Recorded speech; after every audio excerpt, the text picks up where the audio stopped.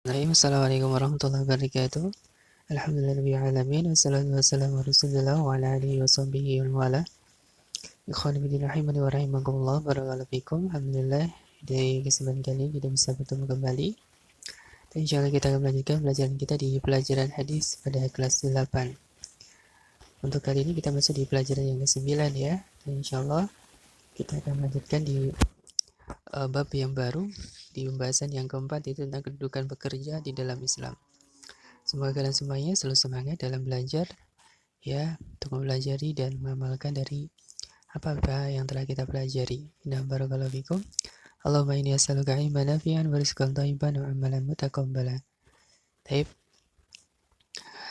Dari pelajaran kali ini, pelajaran yang ke-9 ya, dari sebaik-baik harta yang kita makan. Nah, dan kita sudah merampungkan dari 8 pelajaran sebelumnya, tinggal 3 yang tersisa ya. Alhamdulillah. Barakallahu fikum. Baik, kita masuk di pelajaran yang ke-9, hadis yang ke-14. Kita baca hadisnya dulu. Anil Miqdam Ibn Madi Karib radhiyallahu an Rasulullah sallallahu alaihi wasallam qala ma akala ahadun ta'aman qattun khairan min ay ya'kula min amali yadihi wa inna nabiyallahi Dawud alaihi salam kana ya'kulu min amali yadihi. Rahul Bukhari. Dari Miqdam bin Madi Karib radhiyallahu an, dari Nabi sallallahu alaihi wasallam bersabda, tidaklah salah seorang makan makanan yang lebih baik dibanding makanan dari hasil usahanya sendiri. Dan sesungguhnya Nabi Allah Daud alaihissalam makan dari hasil usahanya sendiri. Di dalam hadis ini terhadap keutamaan ya untuk memakan dari apa-apa yang dihasilkan dari usahanya sendiri ya. Dicontohkan di situ adalah Nabi Daud alaihissalam.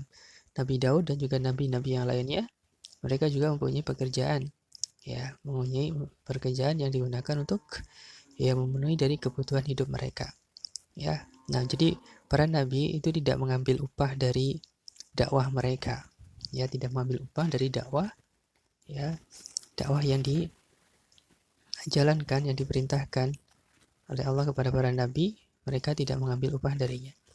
Mereka mencari kebutuhan kehidupan sehari-hari yaitu dengan usaha.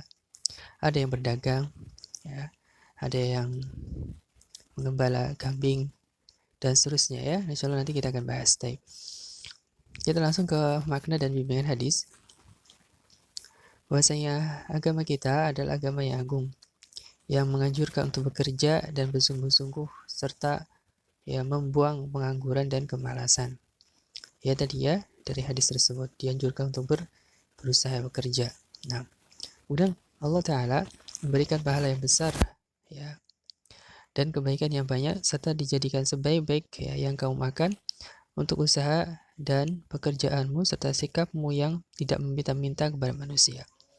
Jadi ya, Allah memberikan pahala yang besar bagi orang yang mau berusaha ya, mau berusaha untuk memenuhi kebutuhan dirinya dan juga apa-apa dari yang menjadi tanggungannya.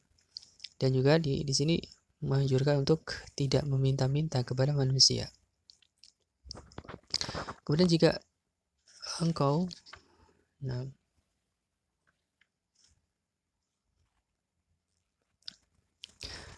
bekerja dan berusaha untuk menangkap rezeki, jaga kehormatan dirimu dari meminta-minta. Ya, dengan kita bekerja berarti kita menjaga kehormatan diri ya. Kemudian bentuk-bentuk pekerjaan sangat banyak dan bermacam-macam sesuai dengan kondisi zaman dan tempat. Di antaranya bisa jual beli ya, jasa perkantoran ya, membuat program komputer. Banyak sekali ya, ada peternakan, pertanian, perkebunan. Nah, dan seterusnya ya, dari macam-macam pekerjaan yang halal itu sangat-sangat banyak. Dan kemudian hadis ini mencakup semua usaha, baik usaha fisik ya maupun non fisik seperti pekerjaan sebagai konsultan, pengawas ya, atau yang lainnya ya, dari jasa-jasa pekerjaan. Kemudian para nabi alaihissalam adalah teladan. Mereka mencari dengan bekerja secara fisik. Tidak ada seorang nabi pun kecuali menggembalakan domba. Jadi hampir keseluruhan para nabi itu pernah bekerja sebagai penggembala domba, ya. Termasuk nabi kita, Nabi Shallallahu Alaihi Wasallam juga pernah bekerja ya untuk menggembalakan domba. Ya, bahkan ketika beliau masih kecil. Kemudian Nabi Allah Daud alaihissalam itu bekerja sebagai pembuat baju besi, ya. Nah, kemudian Nabi Zakaria adalah sebagai tukang kayu, ya. Dan Nabi kita Shallallahu Alaihi Wasallam adalah juga sebagai tadi pedagang. Selain juga dulu pernah menggembalakan kambing, dan juga setelah beliau menikah atau sebelum menikah juga sebagai pedagang. Nah, dan nabi-nabi yang lainnya ya, ada yang jadi penjahit, ya ada, dan seterusnya. Pekerjaan dan usaha para nabi menganjurkan untuk mendorongmu ya untuk menghormati apapun dari jenis pekerjaan yang bermacam-macam dan tidak merendahkan satu pekerjaan pun selama itu merupakan pekerjaan yang halal atau yang diperbolehkan. Jadi kita tidak boleh untuk merendahkan pekerjaan apapun yang mungkin terlihat rendah, tapi tidak boleh kita rendahkan. Ya, selama itu halal maka kita harus hormati pekerjaan tersebut. Nah, kemudian setelah kita mempelajari dari hal tersebut, untuk perilaku ya keseharian kita untuk menghormati semua pekerjaan dan tidak meremehkan satupun dari suatu pekerjaan, ya. Masing-masing pekerjaan itu punya peran tersendiri ya. Nah, dan itu saling membutuhkan. Ya, saling membutuhkan. Jadi tidak boleh kita meremehkan pekerjaan apapun selama itu adalah halal. Kemudian untuk berusaha makan dari hasil kerja sendiri dalam rangka mencontoh para nabi alaihi wassalam. Ya, jadi coba kita latihan untuk bekerja yang menghasilkan yang dengan hasil tersebut bisa memenuhi kebutuhan kita sendiri. Ya. Nah, latihan ya walaupun kita masih dalam tanggungan orang tua, tapi coba bantu orang tua untuk bisa mencari rezeki. Baik. Kemudian yang terakhir adalah ini ada pengayaan. Ketika Rasulullah SAW mempersaudarakan antara Muhajir dan Ansar, maka beliau mempersaudarakan antara Sa'ad bin Ar-Rubayyi radhiyallahu anhu dengan Abdurrahman bin Auf radhiyallahu an. Lalu Sa'ad berkata kepada saudaranya, ya Abdurrahman bin Auf, "Wahai saudaraku, sesungguhnya aku merupakan orang yang paling banyak hartanya di kalangan penduduk Madinah. Aku memiliki 2 kebun dan 2 istri, maka lihatlah kebun mana yang engkau sukai dan aku akan memberikannya, juga istri yang mana yang engkau sukai, nanti aku akan mencarikan untukmu." Luar biasa ya. Nah, ini persaudaraan yang dibangun di atas keimanan. Nah, menjadi keridhaan Allah. Dia rela rela membagi separuh hartanya kepada saudaranya. Bahkan itu ada saudara yang tidak saudara kandung ya, dia dipersaudarakan oleh Rasul SAW. Dan yang lebih lagi adalah dia rela menceraikan istrinya ya untuk bisa dinikahi dengan saudaranya. Luar biasa ya.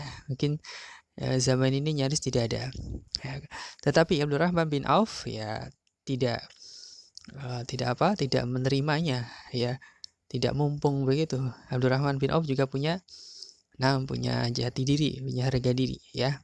Abdurrahman bin Auf berkata kepada saudaranya ya, "Semoga Allah memberikan keberkahan untukmu pada kebunmu dan pada istrimu. Akan tetapi tunjukkan kepadaku di mana pasar." Nah, jadi Abdurrahman bin Auf tidak mau ya dari minta atau dari pemberian orang lain. Beliau ingin berusaha dari tangannya sendiri. Maka di mana pasar? Tunjukkan aku pasar untuk bisa berusaha. Maka ditunjukkanlah pasar kepadanya, lalu beliau ya mulailah untuk berdagang.